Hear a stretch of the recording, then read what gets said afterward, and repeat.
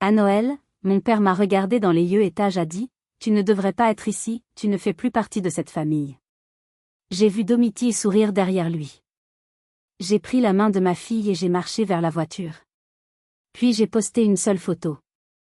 Quelques minutes plus tard, les messages ont afflué alors que leur dîner se transformait en silence glacial. C'était une de ces matinées de décembre où le ciel de Paris hésite entre le gris ardoise et une lumière blanche aveuglante. Je me suis réveillée avec ce mélange étrange d'optimisme naïf et de devoir filial qui me collait à la peau comme une seconde nature. La neige avait à peine saupoudré les trottoirs devant la fenêtre de mon petit appartement du 18e arrondissement, et le froid n'avait pas encore pénétré mes os. C'était le premier samedi de décembre, et j'avais décidé, peut-être bêtement, que ce serait l'année où je briserais la glace. L'année où je forcerais les portes fermées de ma propre famille. Ma fille, Lison, était encore en pyjama, recroquevillée sur le canapé avec un pain à la cannelle et son carnet de croquis. Elle a levé les yeux, ses grands yeux noisettes, alors que j'étalais une pile de cartes de vœux vierges sur la table de la cuisine. « Tu fais les invitations de Noël ?» a-t-elle demandé, mi-curieuse, mi-sceptique, avec cette lucidité désarmante que seule une enfant de 8 ans peut avoir.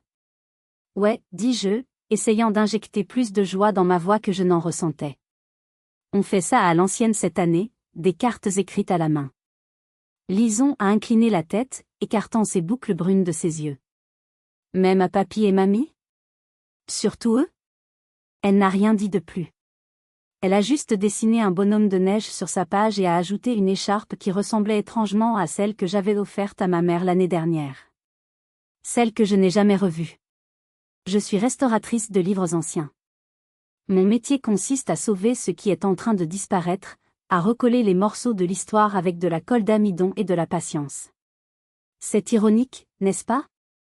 Je passe mes journées à préserver le passé des autres, alors que le mien est en train d'être effacé. J'ai écrit chaque enveloppe avec une attention chirurgicale. J'ai même ajouté de petites étoiles dorées sur les coins, pensant que peut-être, ce petit effort supplémentaire adoucirait quelque chose, ramènerait un peu de chaleur. Plus tard cet après-midi-là, après avoir installé Lison pour sa lecture, j'ai pris le téléphone. Appeler ma mère, Gersande, était autrefois un réconfort. Maintenant, cela ressemblait à une convocation au tribunal. J'ai composé le numéro et appuyé sur le haut-parleur. « Allô ?» Sa voix était sèche, coupante, comme le bruit d'une page qu'on déchire. « Salut, maman. C'est Mao. Je voulais juste voir si on pouvait planifier quelque chose pour le dîner de Noël cette année. Je pensais qu'on pourrait le faire chez moi. » Petit comité, intime, chaleureux. Il y eut une pause. Une longue pause. Le genre de silence qui pèse des tonnes. « Oh, c'est mignon, Mao, dit-elle finalement. » Le mot « mignon » dans sa bouche sonnait comme une insulte. Mais nous avons déjà pris des dispositions avec Enguerrand et Domitille. Ils reçoivent chez eux cette année. Tu sais à quel point Domitille organise bien les choses.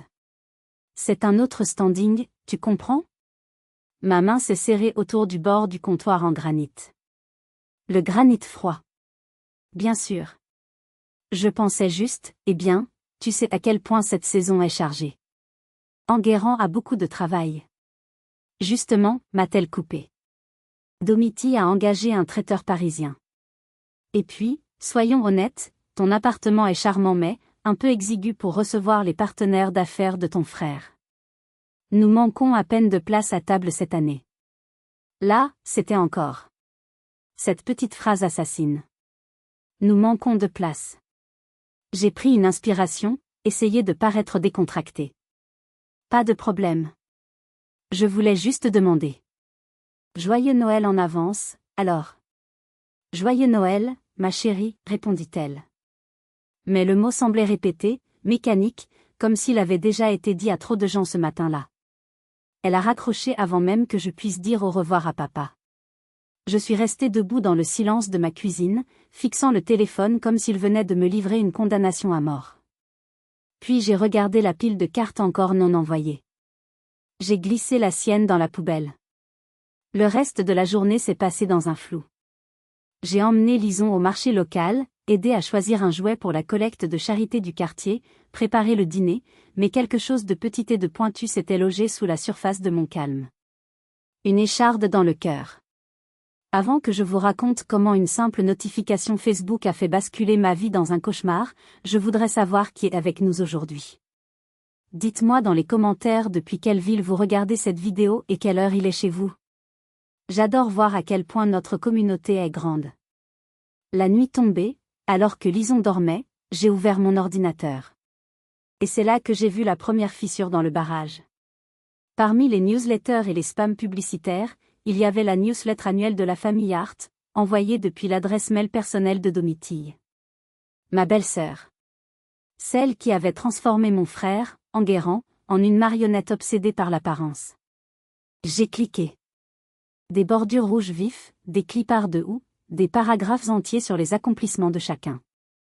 L'expansion fulgurante des salles de sport d'Enguerrand, je savais pertinemment qu'il était endetté jusqu'au cou, mais passons. Le prix de la femme entrepreneur de l'année pour Domitille, un prix qu'elle avait payé pour recevoir. Les jumeaux qui gagnent des médailles de ski à Courchevel. Puis vint la ligne qui m'a gelé les mains. Nous sommes ravis d'accueillir toute la famille cette année à la résidence Hart pour un réveillon de Noël très spécial. Attaché était un PDF avec la liste des invités et le programme.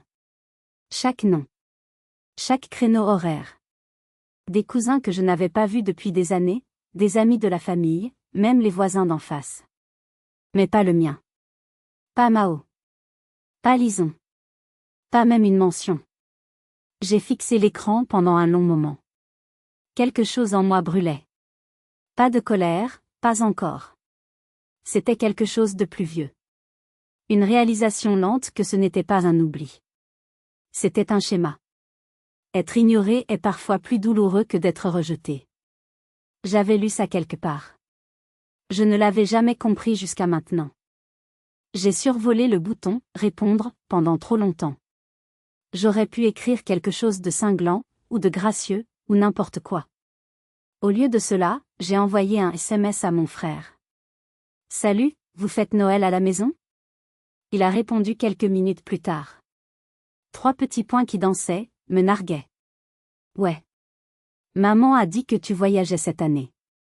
On pensait que tu étais occupé. » Voyager ? Je n'avais dit ça à personne. Je n'avais rien mentionné, rien prévu. Mon compte en banque ne me permettait pas de voyager, et il le savait. J'ai posé le téléphone et je suis allé vers le miroir de mon entrée, celui avec la garniture dorée que mon père avait choisi pour moi dans une brocante, il y a une éternité, quand il était encore lui-même. Je me suis regardée. Plus vieille que dans mes souvenirs, fatiguée, mais pas faible. Comment appelle-t-on une maison qui ne laisse jamais de place pour vous ? Je suis restée là un moment, puis je suis retournée à la cuisine. J'ai sorti la seule carte que j'avais sauvée de la poubelle. J'ai ouvert mon agenda et j'ai commencé à écrire autre chose. Je ne le savais pas encore, mais ce Noël allait changer ma vision de la famille pour toujours. C'était un mardi après-midi quand mon téléphone a vibré avec une nouvelle notification. J'étais en train de préparer un chocolat chaud pour Lison quand j'ai baissé les yeux et vu l'aperçu. Gerson Hart vous a identifié dans une photo. Mon cœur s'est arrêté une seconde. Identifié ? Peut-être que cette année, elle essayait. Peut-être qu'elle réalisait son erreur. J'ai essuyé mes mains, tapoté l'écran et attendu que la photo se charge. La voilà. Le salon que je connaissais comme ma poche. Des lumières blanches enfilées autour des fenêtres. Le même Père Noël en céramique qui se tenait dans le coin depuis que j'étais adolescente. Tout le monde était rassemblé autour de la cheminée en marbre. Enguerrand tenant un verre de vin, l'air suffisant. Domitille riant trop fort, la tête renversée en arrière. Leurs jumeaux à moitié enterrés dans du papier cadeau. Mes parents se tenaient au centre, bras dessus bras dessous, rayonnants. Et sous la photo, la légende, mon monde entier dans un seul cadre. Hashtag la famille c'est tout, hashtag bonheur absolu. Sauf que Lison et moi n'étions pas dans le cadre. Nous n'étions même pas dans les tags. J'ai cliqué sur les détails de la photo. 10 personnes identifiées. Aucune d'elles n'était nous. J'avais été identifiée sur le mur derrière eux. Comme une tache de peinture. Comme un meuble. Mon doigt a survolé le bouton de commentaire, puis j'ai fermé l'écran. Une pression sourde s'est installée derrière mes yeux. Ce genre de douleur que vous ressentez quand vous savez que vous n'êtes pas censé être blessé, parce que vous êtes une adulte, mais que l'enfant en vous hurle. Plus tard ce soir-là, après que Lison se soit couchée, j'ai créé un nouveau dossier sur mon ordinateur. Je ne l'ai pas nommé « Famille ».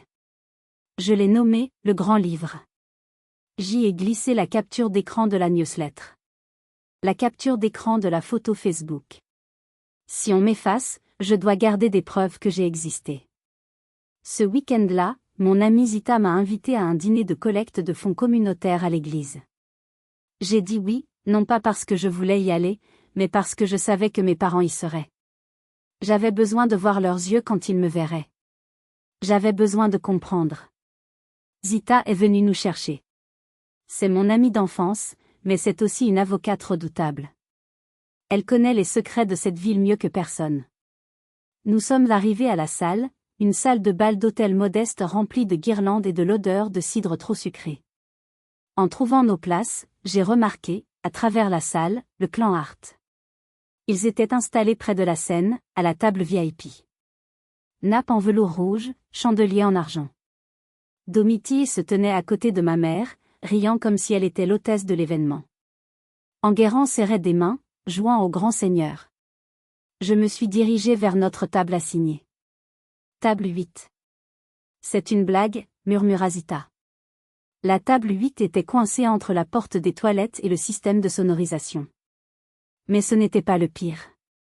Les chaises. Autour de la table, il y avait des chaises pliantes en métal. Mais à la place assignée à Lison, il y avait une petite chaise en plastique vert. Une chaise de maternelle.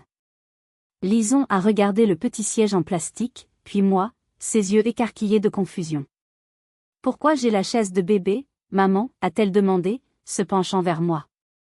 Je ne rentre même pas dedans. J'ai hésité, ma gorge serrée. On dirait qu'ils ont manqué de grandes chaises. Ils ne savaient peut-être pas que tu venais. Mais mon nom est sur le carton, dit-elle en pointant le petit papier cartonné avec une faute d'orthographe à son prénom. Je me suis assise quand même. Qu'est-ce que j'allais faire? Faire une scène dans une salle paroissiale? J'ai plié mes jambes maladroitement, essayant de ne pas renverser la table bancale. Lison a essayé de sourire, mais je voyais l'humiliation colorer ses joues en rose. Le dîner a été servi vers 19h. Du poulet sec et des haricots verts à queue. Les enfants à la table VIP mangeaient des menus spéciaux avec des frites. Lison a grignoté son pain en silence. À travers la pièce, j'ai entendu la voix de ma mère, Gersande, s'élever avec cette louange sirupeuse signature qu'elle réservait aux gens qui ne la défiaient pas. Elle parlait à un groupe de femmes riches de la ville. « Oh, Domiti a vraiment tout organisé, » disait-elle, assez fort pour être entendue à 3 tables à la ronde. Je ne sais pas comment elle fait. C'est vraiment la fille que je n'ai jamais eue. La fille qu'elle n'avait jamais eue. J'étais assise à 10 mètres. Je portais son ADN. J'avais ses yeux. J'avais passé mes nuits à l'hôpital quand papa a eu son AVC l'année dernière, alors que Domiti était trop occupé à refaire sa déco. Je n'ai pas lâché mon verre. Je n'ai pas halté.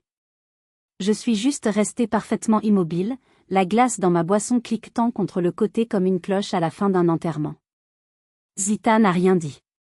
Elle a juste tendu la main sous la table et a serré mon poignet, fort. Si fort que ça faisait mal, et cette douleur m'a empêché de pleurer. Je vais aux toilettes, ai-je murmuré. En passant près de la table VIP, Domiti m'a vue. Elle m'a frôlé, son parfum Chanel numéro 5 m'agressant les narines. Merci d'avoir géré la table des enfants, Mao, chuchota-t-elle. Tu es toujours aussi adaptable. C'est bien d'avoir quelqu'un de simple dans la famille. Je ne me suis pas arrêtée. J'ai marché jusqu'aux toilettes, j'ai éclaboussé de l'eau froide sur mon visage. Dans le miroir, je ne reconnaissais pas la femme qui me regardait en retour.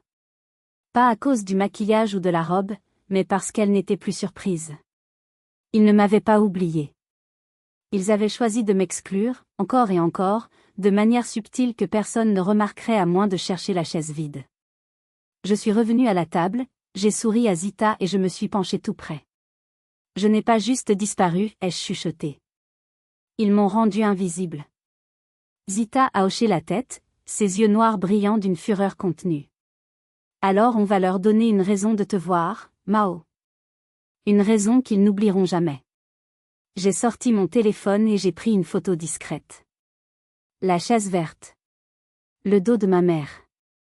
La table VIP au loin. Clic, image ajoutée au grand livre. Quelques jours plus tard, j'ai décidé de faire un dernier geste. Un geste stupide, sentimental. Lison et moi avons préparé une boîte de biscuits sablés. C'était la tradition. Chaque année, j'apportais ces biscuits à la maison de mon enfance. La maison où j'avais grandi, où j'avais appris à marcher, où j'avais planté le chêne au fond du jardin avec papa. Lison tenait la boîte en métal sur ses genoux dans la voiture. « Tu crois qu'ils ont encore les lumières en forme de reine sur le toit ?» demanda-t-elle. « On verra bien, murmurai-je.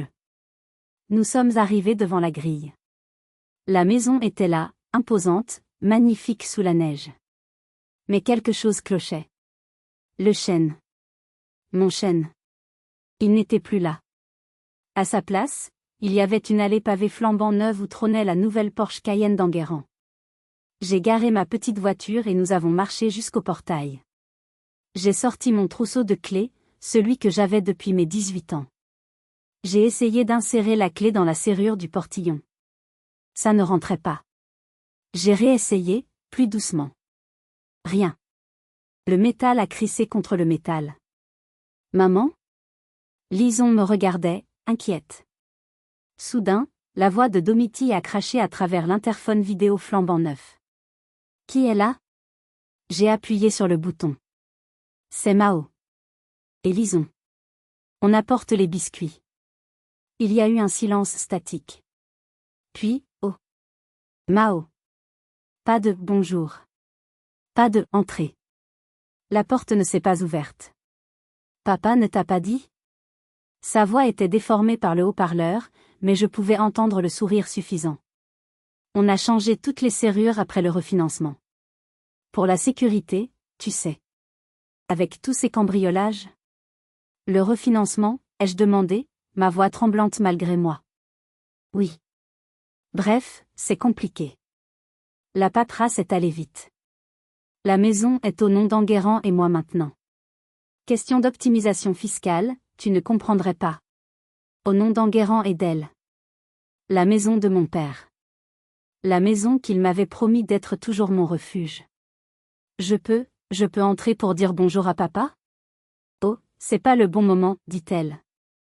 Gersand fait sa sieste et papa est un peu confus aujourd'hui. Et puis, on a les ouvriers pour la piscine. Pose les biscuits sur le muret, je les prendrai plus tard. Le clic de l'interphone qui se coupe a sonné comme un coup de feu.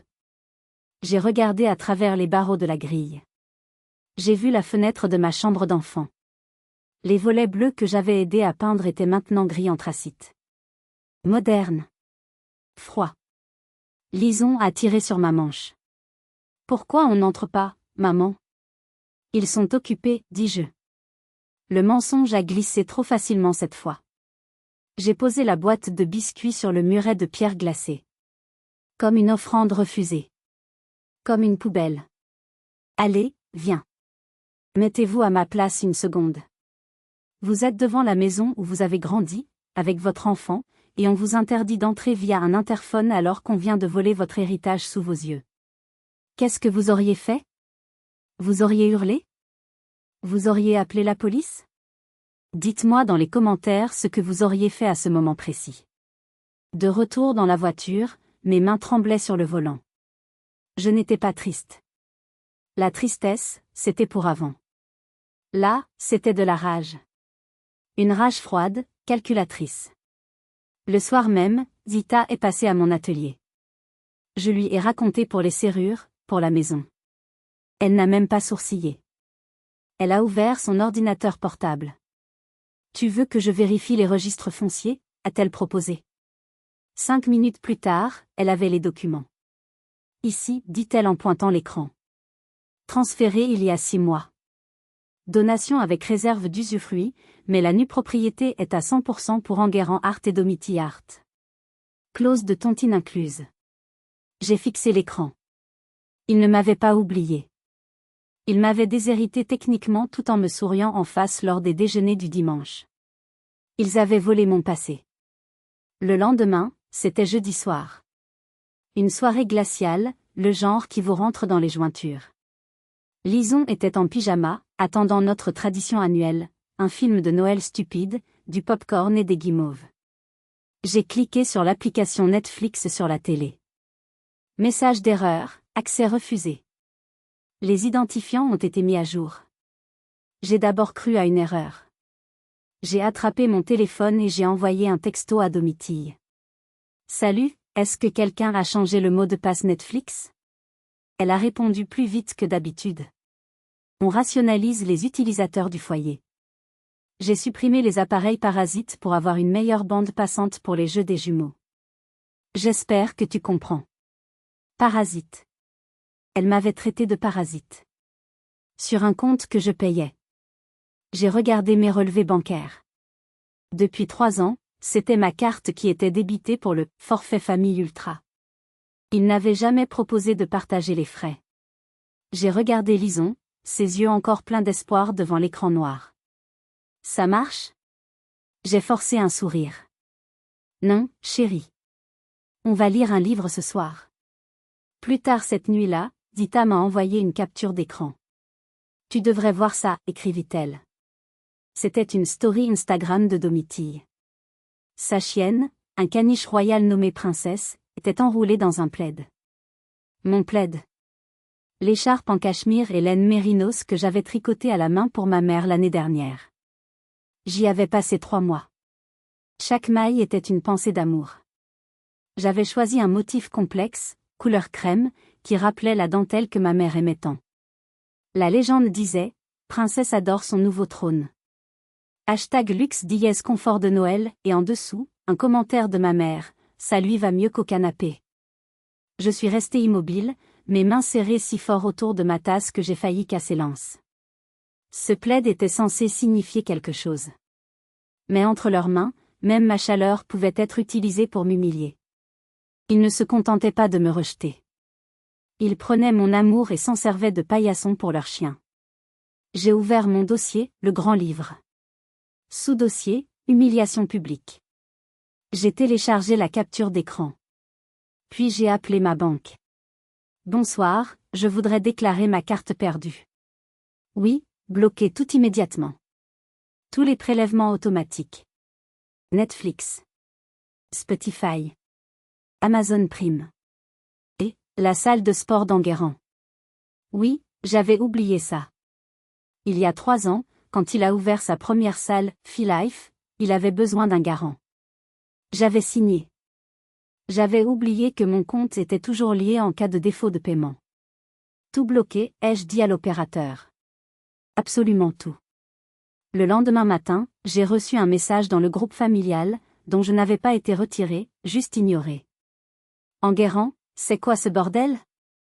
Netflix ne marche plus et la salle de sport dit que le paiement a été rejeté. Domitille, Mao, tu as touché à quelque chose?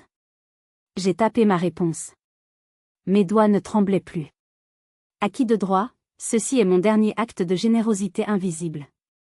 Que votre streaming continue sans interruption, à vos frais. J'ai rationalisé mes dépenses. J'espère que vous comprenez. J'ai quitté le groupe. Le silence qui a suivi n'était pas lourd. Il était à moi. 3 jours avant Noël, nous sommes passés par le marché artisanal du quartier. C'était un événement chaleureux, rempli de bougies faites maison et d'enfants vendant du chocolat chaud. Lison a repéré sa cousine Jade, la fille de Domitille, près du stand de crêpes. Jade, a-t-elle appelé en courant vers elle. Tu as vu quoi de mamie? Jade a souri, un sourire qui ressemblait déjà trop à celui de sa mère. Elle a sorti un iPhone flambant neuf de sa poche de manteau. Mamie m'a offert ça en avance. Et elle m'a promis le kit de maquillage Dior pour le réveillon. Lison a cligné des yeux. Elle s'est arrêtée net. Ah bon? Elle ne m'a rien envoyé. Domitille, qui se tenait à proximité, les bras croisés, est intervenue comme si elle attendait ce moment. Oh, Lison chérie. Tu sais, mamie oublie parfois. Et puis, tu habites, loin. Nous habitions à 15 minutes. Et puis, ajouta Domiti en se penchant vers ma fille avec une fausse douceur, peut-être que mamie pense que tu as déjà assez de choses avec ce que ta mère te fabrique. Les choses, artisanales. J'ai serré les dents si fort que ma mâchoire a craqué. J'ai pris la main de Lison et nous sommes partis sans dire au revoir. Dans la voiture, Lison était silencieuse. Puis, d'une petite voix, elle a demandé « Maman ? Est-ce que papy et mamie sont comme des mauvais Père Noël ?» Quoi ? À l'école, la maîtresse a dit que le Père Noël apporte des cadeaux aux enfants sages. Si je n'ai rien, est-ce que je suis méchante ? J'ai dû garer la voiture sur le bas-côté parce que mes larmes brouillaient ma vue. Non, mon ange. Non. J'ai tourné mon siège vers elle. Tu es la fille la plus merveilleuse du monde. Le problème ne vient pas de toi. Le problème, c'est que certaines personnes ont le cœur trop petit pour contenir tout l'amour que tu mérites. C'est à ce moment précis que la gentille Mao est morte. Celle qui excusait, qui pardonnait, qui espérait. Elle est morte sur le bas-côté d'une route enneigée à Paris. À sa place, une autre Mao est née. Une Mao qui avait un dossier nommé « Le Grand Livre » et une amie avocate nommée Zita. J'ai appelé Zita. Le dossier dont tu m'as parlé l'autre jour, ai-je dit, ma voix froide comme l'acier. Celui que papa t'a laissé quand il avait encore toute sa tête. Je veux le voir. Je t'attends au bureau, répondit Zita. Il est temps. Le bureau de Zita sentait le vieux papier et l'encaustique, une odeur qui m'a toujours apaisée. Mais aujourd'hui, mon cœur battait la chamade. Zita a posé un dossier épais sur le bureau en chêne. Tu te souviens il y a 5 ans ? Quand Enguerrand a failli aller en prison pour fraude fiscale avec sa première entreprise ? Je m'en souvenais. Maman avait pleuré pendant des semaines. Papa avait vieilli de 10 ans en un mois. Ils avaient dû payer une somme astronomique pour le sortir de là. Je pensais qu'ils avaient utilisé leurs économies de retraite, dis-je. C'est ce qu'ils t'ont dit, corrigea Zita. Elle ouvrit le dossier. En réalité, ils ont utilisé ton argent. L'argent de l'assurance vie de ta grand-mère maternelle qui était à ton nom, mais sur laquelle tu avais donné procuration à ton père pour la gérer. Je suis restée bouche bée. 250 000 €. Cet argent était censé être pour l'avenir de Lison, pour mes projets d'ouvrir mon propre atelier. On m'avait dit qu'il avait été perdu dans un mauvais investissement boursier. Ils m'ont volé ? Attends, dit Zita en levant la main. Ton père, Lazare, n'était pas un voleur. Il était faible face à ta mère, oui. Mais il n'était pas malhonnête. Quand il a réalisé que Gersande allait tout donner à Enguerrand, il est venu me voir en secret. Juste avant que sa démence ne s'aggrave. Elle a sorti un document avec un sceau notarié. Ceci est une fiducie-sûreté. C'est un mécanisme juridique très puissant. Ton père a fait signer à Enguerrand et à tes parents une reconnaissance de dette pour ces 250 000 €, plus les intérêts. Et pour garantir cette dette, il a mis la maison en garantie. Je regardais les papiers, essayant de comprendre le jargon juridique. Ça veut dire quoi, concrètement ? Zita sourit, un sourire de prédateur. Ça veut dire que même s'ils ont transféré la propriété de la maison à Enguerrand et Domiti la semaine dernière, cette maison est grevée d'une hypothèque massive à ton profit. Et voici le coup de grâce, le contrat stipule que si la moindre échéance de remboursement n'est pas honorée, ou si la propriété change de main sans l'accord du créancier, toi, la dette devient immédiatement exigible. En totalité. Ils ne savent pas ? Enguerrand a signé sans lire, comme d'habitude. Ta mère pensait que c'était juste de la paperasse pour les impôts. Ton père a gardé ça secret pour te protéger. Il savait qu'un jour, ils essaieraient de t'éliminer. Il t'a donné le bouton nucléaire, Mao. J'ai caressé la signature tremblante de mon père au bas de la page. Lazare Hart. Il m'avait aimé. À sa façon silencieuse et terrifiée, il m'avait aimé. Alors, dit Zita en croisant les bras. Qu'est-ce qu'on fait ? On leur envoie un courrier recommandé ? J'ai regardé la date. Nous étions le 24 décembre. Non, dis-je en fermant le dossier. Pas de courrier. Je vais leur livrer le message en personne. Ce soir. Et vous, honnêtement, comment auriez-vous réagi à sa place? On veut vraiment lire vos avis dans les commentaires, parce que chaque point de vue compte. Dites-nous aussi de quelle ville ou de quel pays vous nous regardez. Et surtout, ne partez pas, l'histoire est encore loin d'être terminée, ce qui arrive ensuite risque de totalement vous retourner. C'était le réveillon de Noël. Spokane, non, Paris, restons cohérents, était enseveli sous le blanc. Mais ce n'était pas une neige paisible. C'était le calme avant la tempête. J'ai habillé Lison avec sa robe préférée, un velours rouge que j'avais recousu 3 fois. Elle avait aussi fait une carte pour mon père, un petit dessin de deux debout sous un sapin de Noël avec les mots « Je t'aime, papy » griffonnés au stylo pailleté. Moi, j'ai mis ma robe noire. Pas celle des funérailles. Celle de combat. Une robe fourreau simple, élégante, avec mes bottes à talons hauts. J'ai mis du rouge à lèvres carmin. Nous avons chargé la voiture en silence. Je portais de petits sacs cadeaux, des choses simples. Un livre pour papa.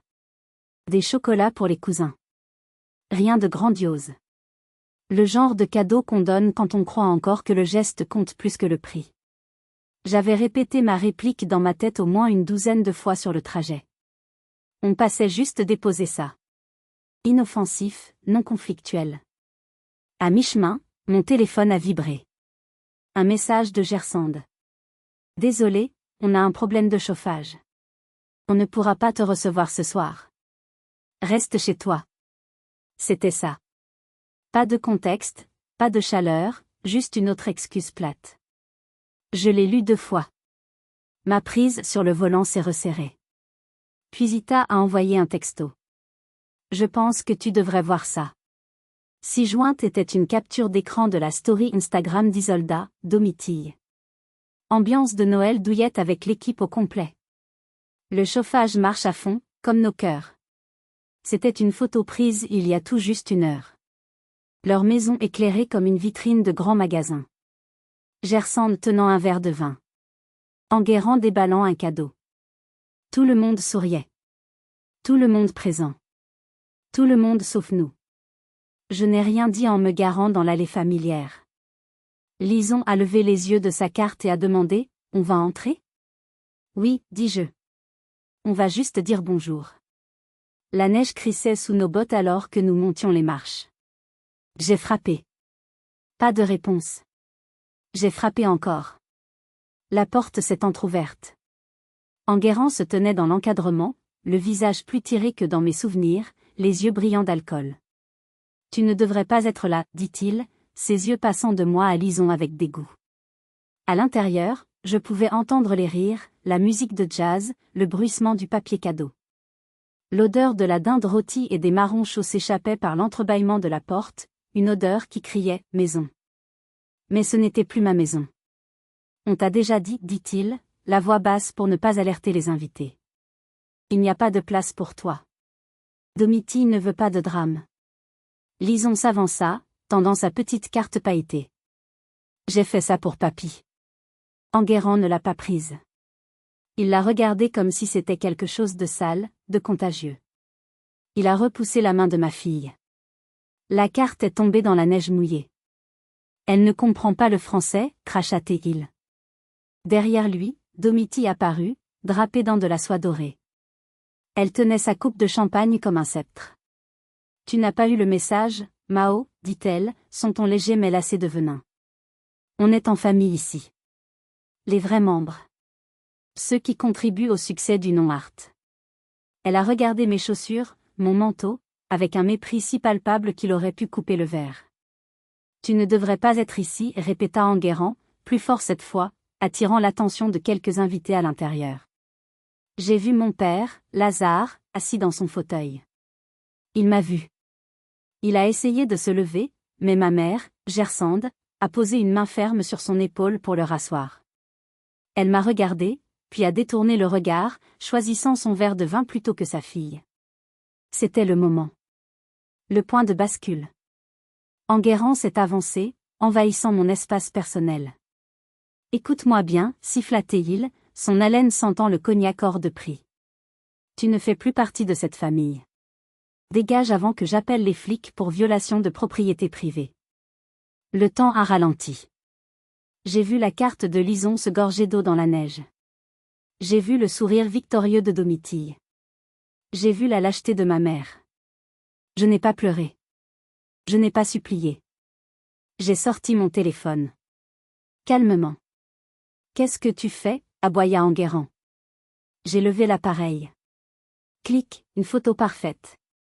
Enguerrand, le visage tordu par la haine, le doigt pointé vers moi dans un geste d'expulsion. Domitille derrière lui, ricanant. Et en arrière-plan, la table de fête opulente.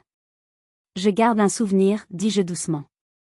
Puis je me suis baissé, j'ai ramassé la carte détrempée de Lison. J'ai pris la main de ma fille. Joyeux Noël à tous, ai-je dit, ma voix claire et forte.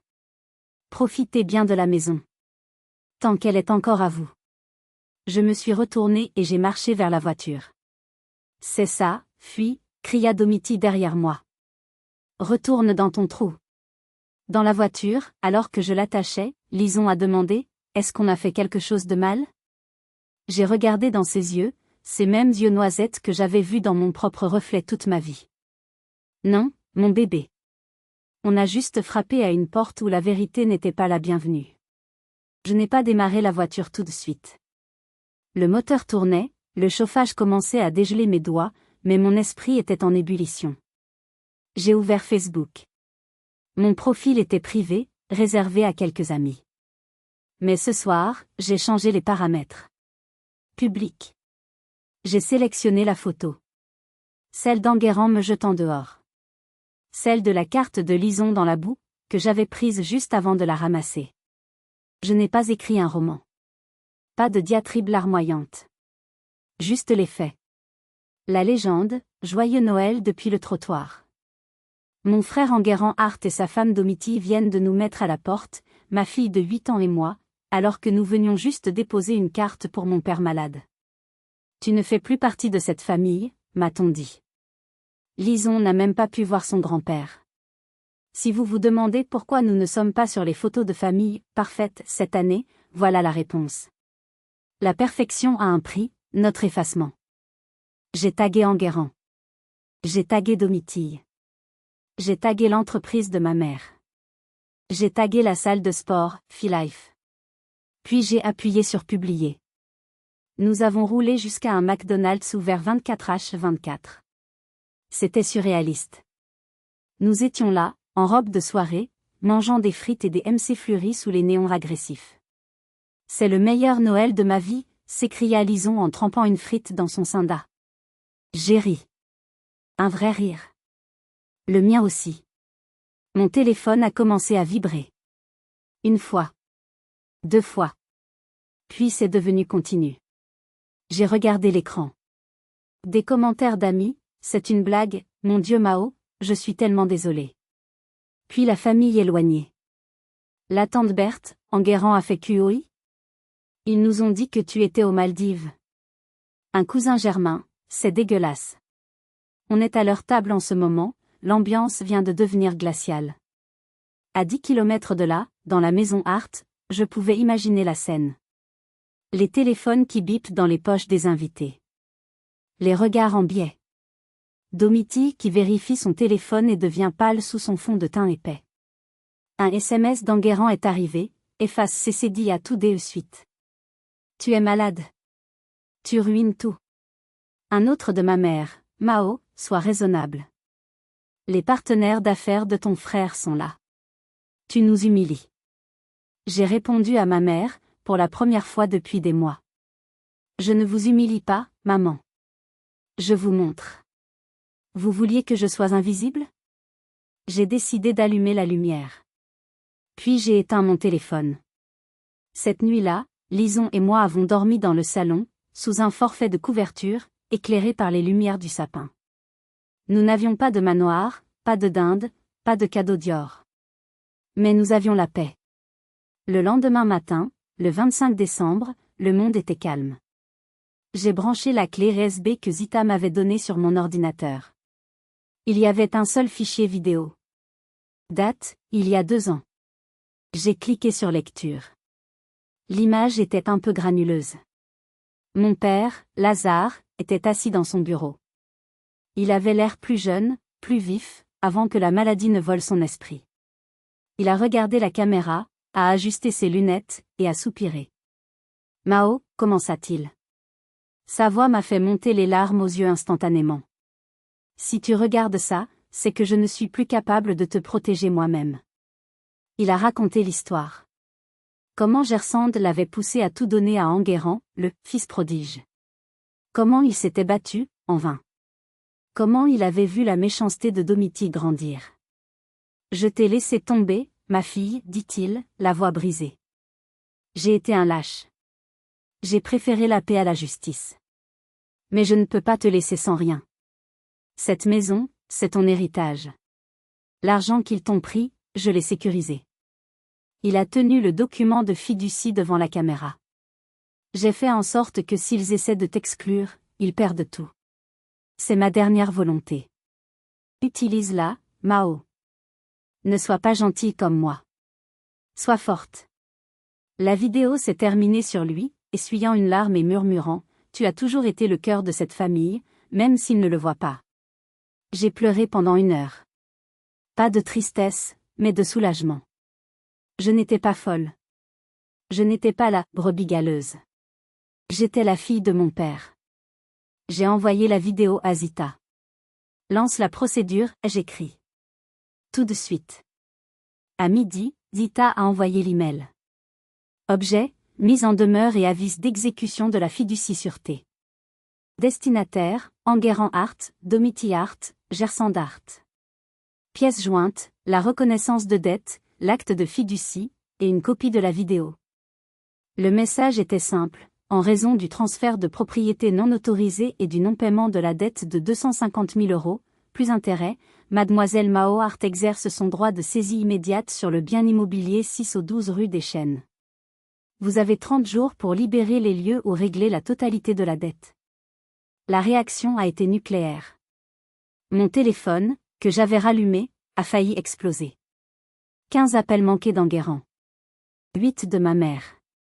Et même un de Domitille. J'ai laissé sonner. Puis un message vocal de ma mère. Je l'ai écouté. Mao. Qu'est-ce que c'est que ce papier d'avocat? Tu veux nous mettre à la rue? Ton père ne ferait jamais ça. C'est un faux. Tu es un monstre, tu entends? Un monstre. Sa voix tremblait de terreur. Pour la première fois de sa vie, elle ne contrôlait plus la situation. J'ai répondu par un simple SMS. Le monstre a les clés maintenant, maman. Et légalement, la maison est à moi tant que vous ne payez pas joyeux Noël. Les jours suivants ont été un spectacle. La nouvelle de la dette d'Enguerrand a fuité, peut-être ai-je laissé Zita en parler à quelques personnes clés, qui sait? La banque, voyant que la maison servant de garantie pour ses autres prêts était déjà hypothéquée par moi, a paniqué. Ils ont gelé ses comptes professionnels. Domitille a essayé de faire bonne figure sur Instagram, mais les commentaires sous ses photos étaient désastreux. C'est vrai que vous avez volé l'argent de votre belle-sœur? Rends la maison. Elle a dû désactiver son compte. Son prix de « femme de l'année » a été discrètement retiré du site web de l'organisation après que j'ai envoyé les preuves de la fraude financière d'Enguerrand. Le 30 décembre, ils ont demandé une réunion. Au bureau de ton avocat, a dit Enguerrand, la voix brisée. S'il te plaît. La salle de conférence de Zita était grande et lumineuse. Je me suis assise en bout de table, le dos droit. Zita était à ma droite. Ils sont entrés. Enguerrand avait l'air d'avoir dormi dans sa voiture. Il n'était pas rasé, ses yeux étaient rouges. Domitille, sans maquillage pour la première fois depuis que je la connaissais, regardait le sol. Ma mère soutenait mon père, qui semblait perdu mais qui, en me voyant, a eu une lueur de reconnaissance. Mao, commença ma mère, essayant de jouer la carte de l'émotion. On est une famille. On ne se fait pas de procès. Vous m'avez mise à la porte le soir de Noël, ai-je rappelé calmement. Vous avez changé les serrures. Vous avez volé mon argent. La famille est morte ce soir-là. Zita a poussé un document vers eux. Voici l'offre de Mao. Elle est généreuse. Beaucoup plus que vous ne le méritez. Ils ont lu. La maison sera vendue immédiatement. La dette de Mao, 250 000 € plus intérêts, sera remboursée en priorité sur le fruit de la vente. Le reste de l'argent servira exclusivement à financer une place dans une maison de retraite médicalisée haut de gamme pour Lazare, dont la gestion sera confiée à un tuteur neutre. Enguerrand et Gersand ne toucheront pas un centime. Enguerrand doit signer une reconnaissance publique de ses torts pour rétablir la réputation de Mao. Je ne peux pas signer ça, hurla Domitille. On n'aura plus rien. Où est-ce qu'on va vivre? Dans l'appartement que vous louerez avec votre salaire, dis-je. Bienvenue dans la vraie vie, Domitille. Enguerrand a regardé sa femme, puis sa mère, puis moi. Il a vu la détermination dans mes yeux. Il savait que s'il refusait, je saisirais la maison de toute façon et je les traînerais en justice pour abus de faiblesse sur mon père. Il a pris le stylo. Je suis désolé, a-t-il murmuré. Je ne sais pas s'il parlait à moi ou à lui-même. Il a signé. Quand ils sont partis, mon père s'est arrêté devant moi. Il a pris ma main. Merci, a-t-il chuchoté. C'était la dernière fois que je le voyais lucide. 1 an a passé. C'est de nouveau Noël. Je suis dans mon nouvel appartement, un endroit plus grand, avec une chambre atelier pour mes livres. Lison est en train de décorer le sapin avec Zita. Elle rit. L'odeur de la cannelle et du pain d'épices remplit l'air. J'ai utilisé l'argent récupéré pour sécuriser l'avenir de Lison et pour agrandir mon entreprise. Je restaure toujours des livres, mais maintenant, je choisis mes clients. Enguerrand et Domitille ont divorcé 6 mois après la vente de la maison. Sans l'argent et le prestige, leur amour n'a pas tenu 2 semaines. Enguerrand vit dans un studio et travaille comme commercial. Domitille est retournée chez ses parents. Ma mère vit seule. Elle m'appelle parfois, laisse des messages larmoyants disant qu'elle est seule pour Noël. Je ne réponds pas. J'ai payé pour la maison de retraite de papa, je vais le voir tous les dimanches. Il ne me reconnaît pas toujours, mais il sourit quand je lui lis des histoires. C'est suffisant. J'ai accroché un nouveau cadre dans mon entrée. Ce n'est pas une photo de famille parfaite. C'est le dessin de Lison, celui qu'elle avait fait pour son grand-père, que j'ai séché et restauré avec mes techniques de professionnel. Il est un peu gondolé, un peu taché, mais il est authentique. Comme nous. Je regarde par la fenêtre. La neige tombe sur Paris. J'ai perdu une famille toxique, mais j'ai retrouvé ma dignité. J'ai appris que le sang ne fait pas la famille. L'amour, le respect et la présence font la famille. Ceux qui vous ferment la porte au nez ne méritent pas que vous restiez sur le paillasson à attendre qu'il l'ouvre. Vous méritez de construire votre propre maison. Et vous? Avez-vous déjà dû couper les ponts avec des membres de votre famille pour sauver votre santé mentale? Pensez-vous que j'ai été trop dur avec eux à la fin, ou ai-je fait ce qu'il fallait? J'ai vraiment hâte de lire vos histoires dans les commentaires. Si cette histoire vous a touché, s'il vous plaît, laissez un j'aime et abonnez-vous pour ne pas manquer la prochaine. Joyeux Noël à tous, et souvenez-vous, votre valeur ne dépend pas de ceux qui ne savent pas l'avoir.